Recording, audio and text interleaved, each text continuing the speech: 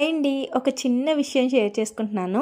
ఇప్పుడున్న జనరేషన్‌లో పేరెంట్స్ కానీ, పిల్లలు కానీ మెయిన్ చేసేది కంపేర్ చేస్తూ మాట్లాడడం అనమాట. అంటే ఎదుటి పిల్లలతో వాడు చూడు ఎలా చదువుతున్నాడు, నువ్వు చదవలేకపోతున్నావు. వాడు చూడు ఎంత బాగా చేశాడు, నువ్వు చేయలేకపోతున్నావు అని చెప్పి మన పిల్లల్ని మనమే తక్కువ చేస్తూ అవతలి పిల్లల్ని పొగుడుతూ ఉంటామనమాట.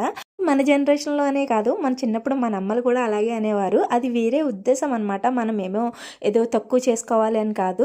వాళ్ళు అలా అంటే మన వాళ్ళు కొంచెం చదువుతారు కదా, ఇంకా ఇంప్రూవ్ అవుతారు కదా అన్న ఉద్దేశంతో మనం అంటాము. కానీ ఇప్పుడు జనరేషన్‌లో పిల్లలైతే అలా లేరండి. నిజంగా మన పిల్లల్ని ఏదైనా తక్కువ చేసి మాట్లాడుతుంటే పిల్లలు ఎలా ఉంటున్నారంటే పిల్లలు ఆడుకునేటప్పుడు ఇలా కంపేర్ చేసుకుంటూ మాట్లాడుతున్నారు.